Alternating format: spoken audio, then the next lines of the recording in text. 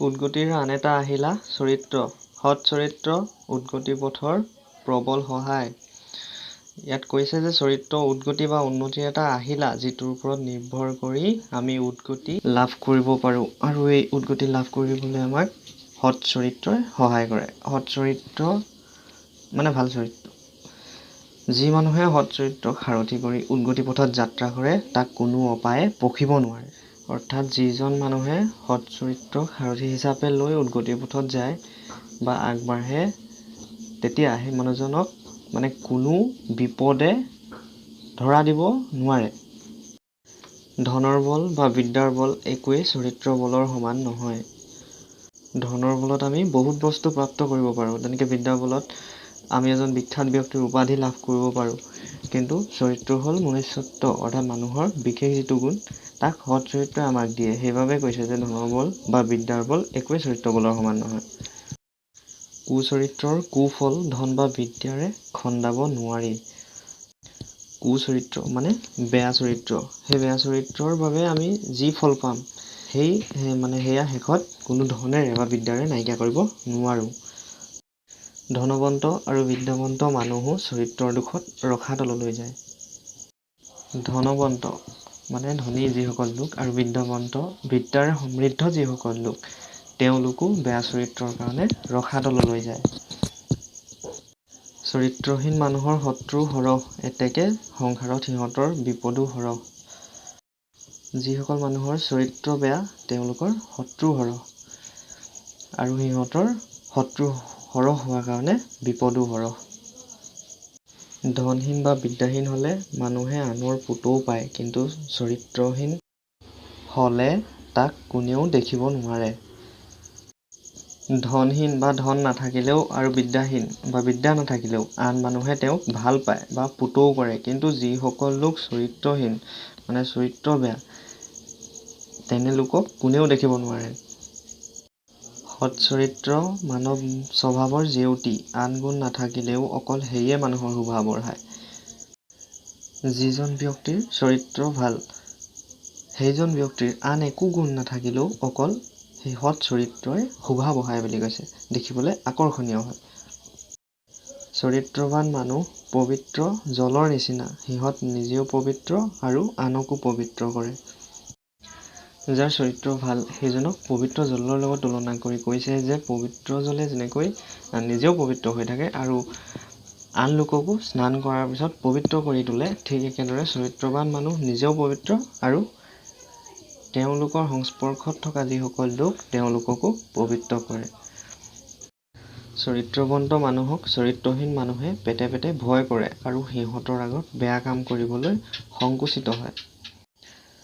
যিজন মানুহৰ চৰিত্ৰ ভাল তেওঁ কেতিয়াও বেয়া কাম কৰিবলৈ নাযায় আৰু তেওঁৰ সংস্পৰ্শত থকা যিসকল লোক তেওঁলোকেও বেয়া কাম কৰিবলৈ সেই সৎ চৰিত্ৰৱান মানুহজনৰ আগত ভয় কৰে। ধন আৰু বিদ্যাৰ পৰা মানুহে ক্ষমতা লাভ কৰে, কিন্তু চৰিত্ৰৰ পৰা মহত্ব প্ৰাপ্ত হয়। কুচৰিত্ৰই মানুহক পশুত্বলৈ নমায়, কিন্তু সুচৰিত্ৰই দেৱত্বলৈ তোলে। ধন আৰু বিদ্যাৰ পৰা মানুহে কেৱল ক্ষমতাহে লাভ কৰে বুলি কৈছে, কিন্তু চৰিত্ৰৰ পৰা মানে সৎ চৰিত্ৰৰ পৰা মানুহ মহত্ব প্ৰাপ্ত হয়। কুচৰিত্ৰই মানুহক পশুত্বলৈ নমায়, কিন্তু সুচৰিত্ৰই দেৱত্বলৈ তোলে। কুচৰিত্ৰ বেয়া চৰিত্ৰই মানুহক পশুতুল্য কৰি তোলে আৰু সৎ চৰিত্ৰই মানে সুচৰিত্ৰই কি কৰে দেৱতাৰ শাৰীলৈ লৈ যায়। সুচৰিত্ৰ মনুষ্যত্বৰ সাৰ, এতেকে সি উন্নতিৰ মেৰুদণ্ডৰ নিচিনা। সুচৰিত্ৰক মনুষ্যত্বৰ সাৰবস্তু হিচাপে অভিহিত কৰিছে আৰু সেই সুচৰিত্ৰ উন্নতিৰ মেৰুদণ্ডৰ নিচিনা বুলি কৈছে।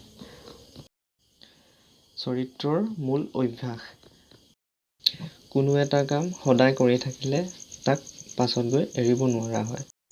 অৰ্থাৎ ভাল চৰিত্ৰ এটা গঠন আৰু বেয়া চৰিত্ৰ এটা সংশোধন কৰিব পাৰোঁ কেৱল মাত্ৰ অভ্যাসৰ ওপৰত ভিত্তি কৰি, মানে অভ্যাসৰ জৰিয়তে। আৰু এৰিব নোৱাৰা হ'লেই সেই কামটো অভ্যাস হোৱা বোলে। অভ্যাস কি? মানে কোনো এটা কাম সদায় কৰি থাকিলে পাছত গৈ সেই কামটো এৰিব নোৱাৰা হয়, মানে নকৰি থাকিব নোৱাৰা হয় আৰু সেই এৰিব নোৱাৰা হ'লেই সেই কামটো অভ্যাস হোৱা বোলে।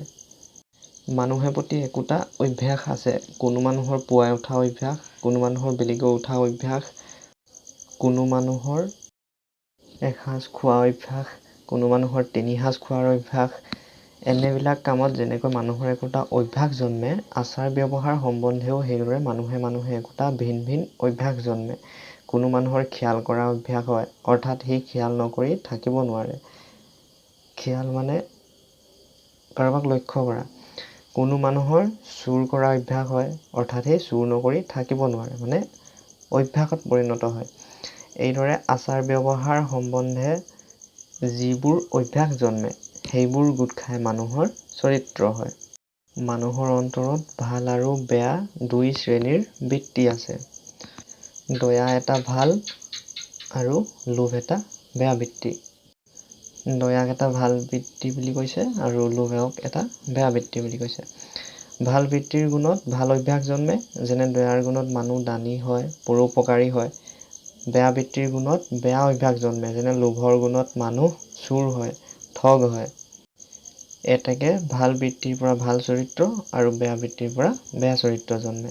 ভাল বেয়া দুয়োবিধ বৃত্তিকে মানুহে যত্ন পুৰুষাৰ্থ কৰি বঢ়াব তুতাব পাৰে। যি চৰিত্ৰ ভাল কৰিব খোজে, সি তাৰ বেয়া বৃত্তিবোৰ দমাই ৰাখি ভালবোৰৰ তেজ বঢ়োৱা উচিত। মানুহৰ অন্তৰত যিহেতু দুই শ্ৰেণীৰ বৃত্তি আছে, এটা হ'ল ভাল আৰু এটা হ'ল বেয়া। বেয়া বৃত্তিৰ ফলত মানুহৰ বেয়া অভ্যাস মানে বেয়া চৰিত্ৰৰ গঠন হয়, আৰু ভাল বৃত্তিৰ ফলত ভাল চৰিত্ৰৰ গঠন হয়।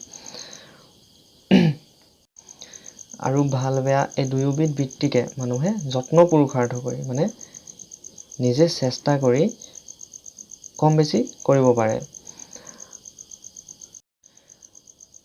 যিজনে চৰিত্ৰ ভাল কৰিব খোজে, তেওঁ বেয়া চৰিত্ৰবোৰ দমাই মানে তলত ৰাখি ভাল বৃত্তিবোৰৰ অভ্যাস কৰিব লাগে।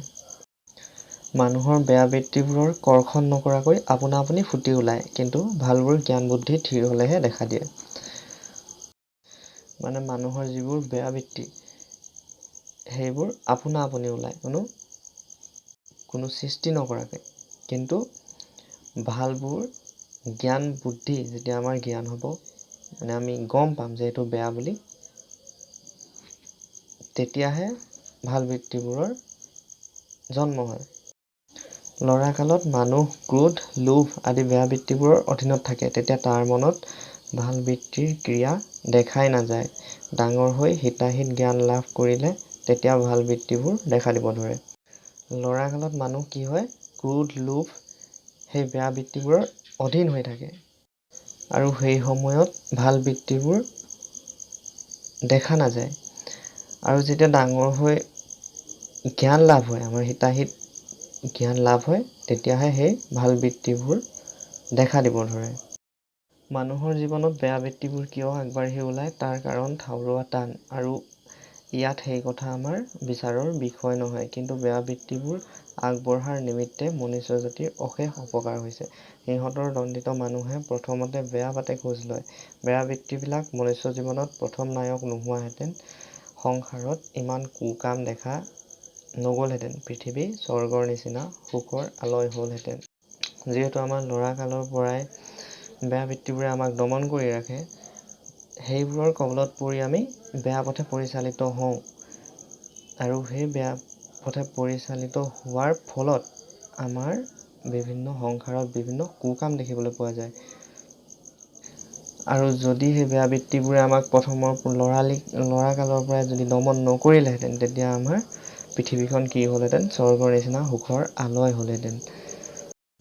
বেয়া বৃত্তিবিলাকে আগেয়ে মানুহক বেয়া বাটত পেলাই দিয়ে, পাছত জ্ঞানৰ বলেৰেহে তাৰ পৰা উদ্ধাৰ হ'ব লাগে।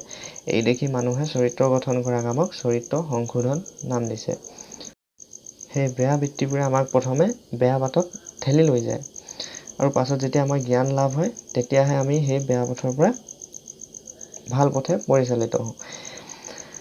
আৰু এই দেখি মানুহে চৰিত্ৰ গঠন কৰা কামক চৰিত্ৰ সংশোধন নাম দিছে। কাৰণ চৰিত্ৰ সংশোধন কৰিলেহে, মানে বেয়া চৰিত্ৰ এটা সংশোধন কৰিলেহে ভাল চৰিত্ৰ এটা গঠন কৰিব পাৰিম। আদিতে সকলো মানুহৰ চৰিত্ৰ বেয়া থাকে, পাছত জ্ঞান বুদ্ধি উপজিলে তাক শুধৰাই লয়। কিন্তু বেয়াক ভাল কৰা বা অপবিত্ৰক পবিত্ৰ কৰা বৰ টান কথা। আৰম্ভতে সজ বাট লগাই দিবলৈ উজু, কিন্তু অসজ বাটত চলি থকা মানুহক তাৰ পৰা উভতাই অনা টান। সেইদেখি সংসাৰত সজ মানুহৰ সংখ্যাতকৈ অসজ মানুহৰ সংখ্যা আগৰ পৰা অসজ পথত প্ৰৱৰ্তাৰ নিমিত্তে তাত মানুহৰ ৰাপ জন্মে। পাছত জ্ঞানৰ পোহৰত তাৰ কুণ্ঠচালী দেখিলেও সিহঁতে তাক এৰি দিব নোৱাৰে। এতেকে কোমল বয়সতে চৰিত্ৰ শুধৰাই নললে পাছত শুধৰোৱা টান হয়। কোমলত ভাঁজ দিলেহে বস্তুৱে ভাঁজ লয়। যি মানুহে কুকাম কৰি হাৰ পকাইছে তাৰ চৰিত্ৰ সংশোধন কৰা কদাপি সম্ভৱ নহয়। অৰ্থাৎ আমি ল'ৰা কালৰ পৰাই ভাল পথে পৰিচালিত হ'ব লাগে, আৰু পাছত যেতিয়া জ্ঞান বুদ্ধি হয় আমাৰ বেয়া পথে পৰিচালিত হৈছে বুলি ভাবোঁ, তেতিয়া আকৌ ভাল পথত ঘূৰি আহিবলৈ আমাৰ বহুত কষ্ট হয়। সেইটো বহুত টান কাম। লেখকৰ বিষয়ে জানিলোঁ। অসমীয়া সাহিত্যৰ প্ৰসিদ্ধ গদ্য লেখক আছিল সত্যনাৰায়ণ বৰা। বহল ব্যাকৰণ 1925 ৰচক, জন্ম গুৱাহাটীত। চিন্তাগধুৰ কথাবোৰ সহজ সৰল ভাষাৰে ৰচনা কৰি প্ৰচুৰ খ্যাতি অৰ্জন কৰি গৈছে। প্ৰকাশিত পুথি আকাশ ৰহস্য 1908, সাৰথি 1915, সাহিত্য বিচাৰ 1922, কেন্দ্ৰসভা 1924, চিন্তাকলি 1925 আদি। গীতৰ পুথিখনৰ নাম হ'ল গীতাৱলী 1888 চন। সাৰথি পুথিৰ ৰচনা ৰীতিৰ বাবে অসমীয়া সাহিত্যৰ বেকন নামেৰে জনাজাত। সংকুচিত কোচ খোৱা আশংকাযুক্ত। মহত্ব শ্ৰেষ্ঠতা। ডাঙৰ যিটো গুণ। পুৰুষাৰ্থ চেষ্টা বা যত্ন। কুণ্ঠচালী বেয়া মন্দ।